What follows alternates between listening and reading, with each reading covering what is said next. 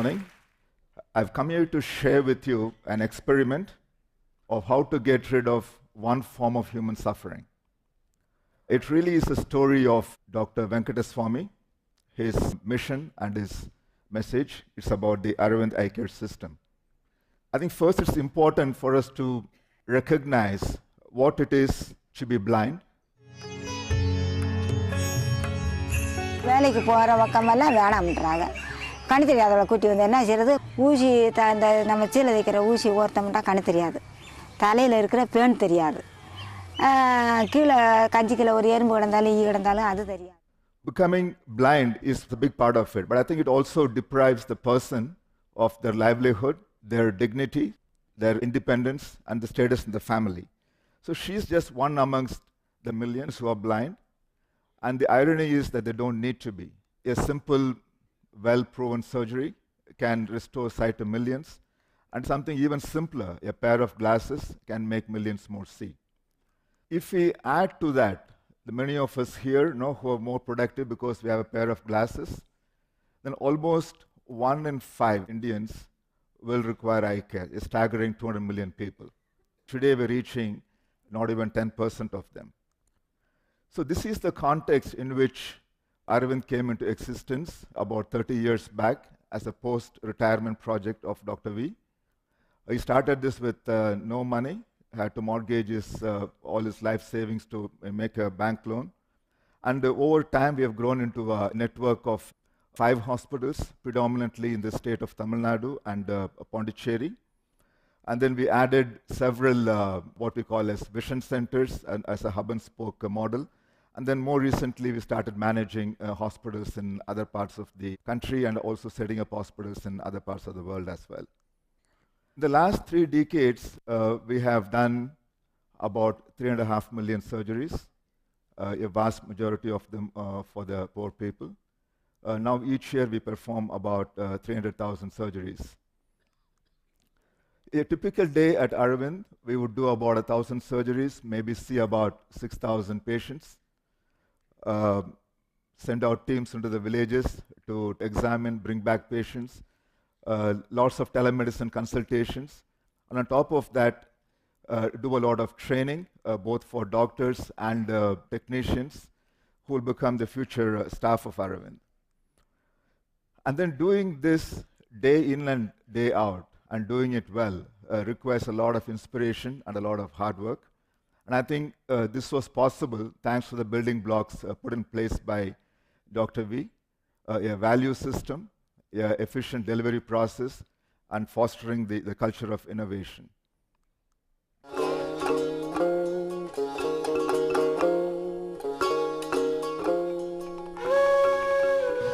I used to sit with the ordinary village man because I am from a village. And suddenly he turned around and then you seem to contact his inner being. You seem to be one with him. But here is a soul which has got all the simplicity of confidence. Doctor, whatever you say, I accept it. An implicit faith in you. And then you respond it. Here is an old lady who has got so much of faith in me. I must do my best for her. When we grow in spiritual consciousness, we identify ourselves with all that is in the world. So there is no exploitation. It is ourselves we are helping. It is ourselves we are healing.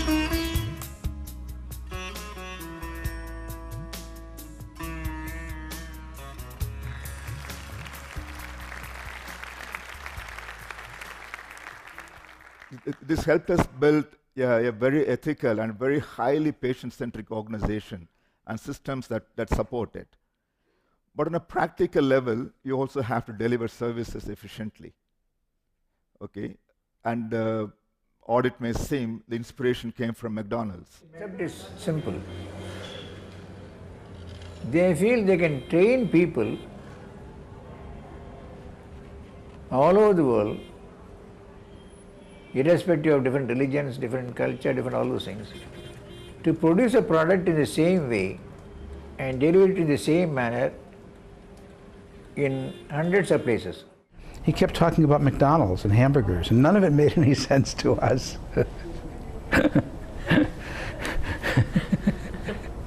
He wanted to create a franchise, a mechanism of delivery of eye care with the efficiency of McDonald's. Supposing I'm able to produce eye care techniques, methods and all those things the same way and make it available in every corner of the world, the problem of blindness is gone.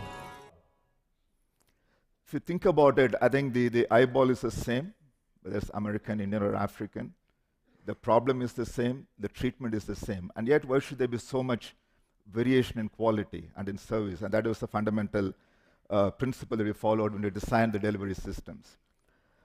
And of course, the challenge was that it's a huge problem, talking of millions of people, very little resource to deal with it, and then lots of logistics and affordability issues. And then so one had to constantly innovate. And one of the early innovations, which still continues, is to create ownership in the community to the problem, and then engage with them as a partner. And here is one such event, a community camp, which is organized by the community themselves, where they find a place, organize volunteers, and then we do our part, check the vision. And then you have doctors who find out what the problem is and then determine what further tests need to be done. And those tests are done by technicians who check for glasses or check for glaucoma. And then with all these results, the doctor makes a final diagnosis and then decide a line of treatment.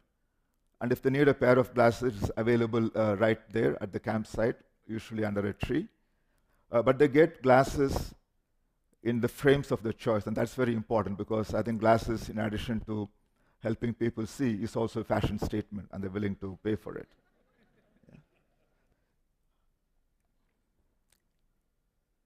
So they get it within about 20 minutes, and then those who require surgery are counseled, and then there are buses waiting, which would transport them to the base hospital. And if it was not for this kind of a logistics and support, people like this would probably never get services, and certainly not when they most need it. They receive surgery the following day, and then they would stay for a day or two, and then they are put back in the buses to be taken back to where they came from and where their families will be waiting to take them back home. Yeah.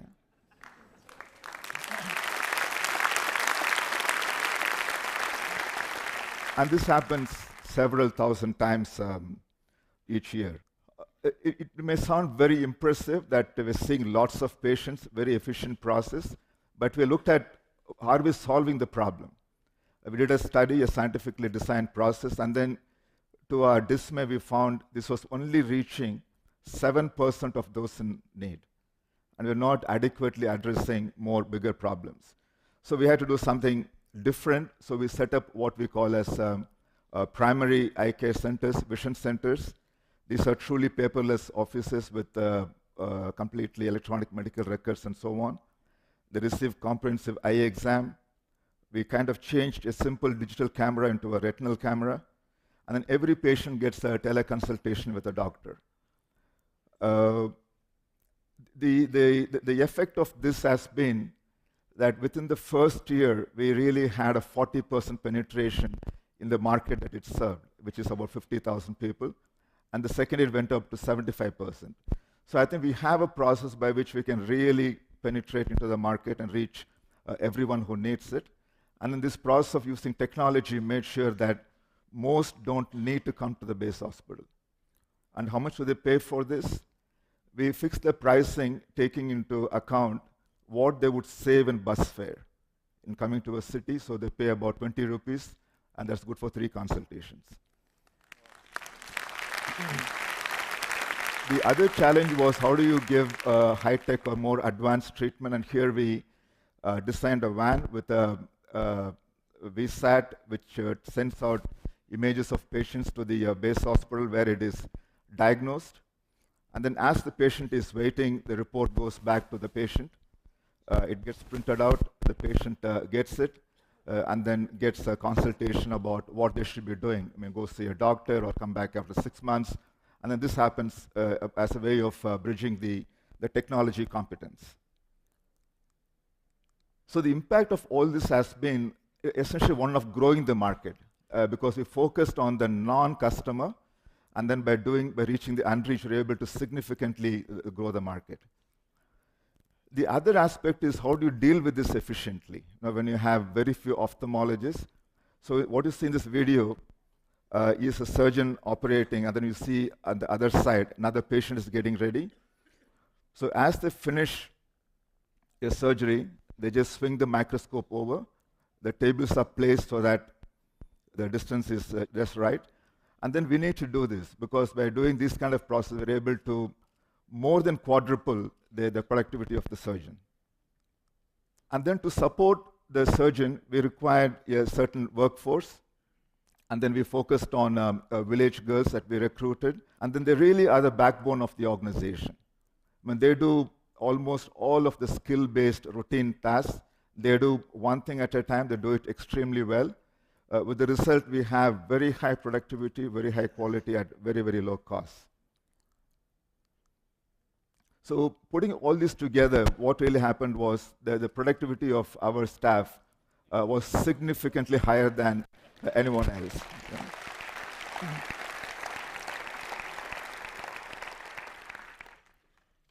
This is a very busy table, but what this really is conveying is that when it comes to quality, we have put in very good quality assurance systems. As a result, our complications are significantly lower than what has been reported in United Kingdom. And you don't see those numbers often. Yeah. So the final part of the puzzle is how do you make all this work financially, especially when the people can't pay for it. So what we did was we gave away a lot of it for free. And then those who pay, they paid local market rates, nothing more, and often much less. And we were helped by the market inefficiency. I think that has been a big savior even now.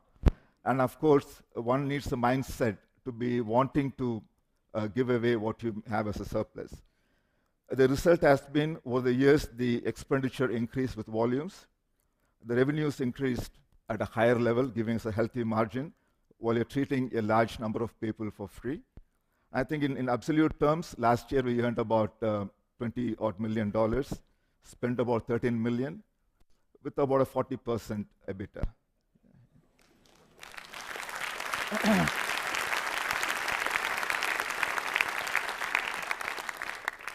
But this really requires going beyond what we do or what we have done if you really want to achieve solving this problem of blindness. And what we did was a couple of very counterintuitive things.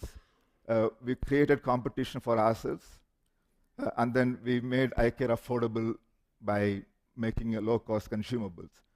We proactively and systematically promoted best practices to many hospitals in India, many in our own backyards, and then in other parts of the world as well. The impact of this has been that these hospitals, in the second year after our consultation, doubled their output, and then achieved financial recovery as well. The other part was, how do you address this increasing cost of technology? So there was a time when we failed to negotiate the prices to be at affordable levels, so we set up a manufacturing unit. And then over time, we were able to bring down the cost significantly to about 2% of what it used to be when we started out. Today, we believe we have about 7% of the global market, and they're used in about 120-odd countries. To conclude, what we do, does it have a broader relevance? Or is it just India or developing countries? So to address this, we studied UK versus Aravind. Yeah. What it shows is that we do roughly about 60% of the volume of what UK does. They do 500,000 surgeries as a whole country, and we do about 300,000. And then we train about 50 ophthalmologists against the 70 trained by them. Comparable quality, both in training and in patient care. So we're really comparing apples to apples. Yeah? We looked at costs.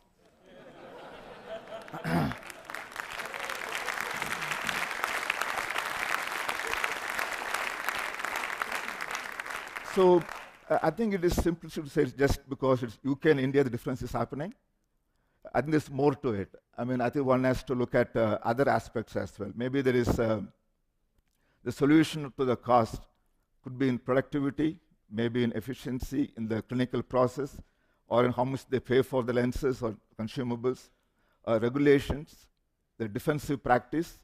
So I think decoding this can probably bring answers to most developed countries, including the US, and maybe Obama's ratings can go up again.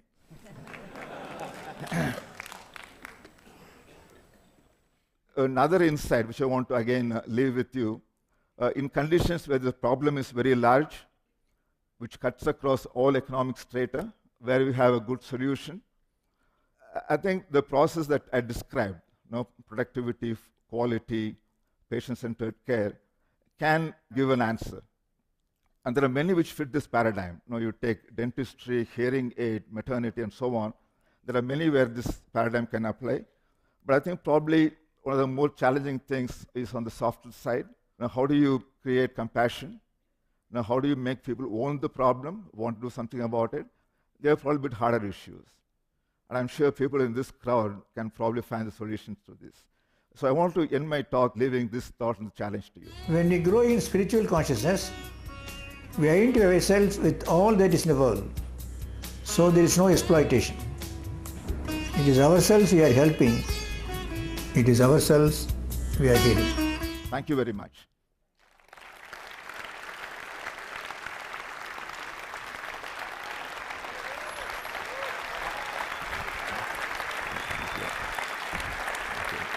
Mm-hmm.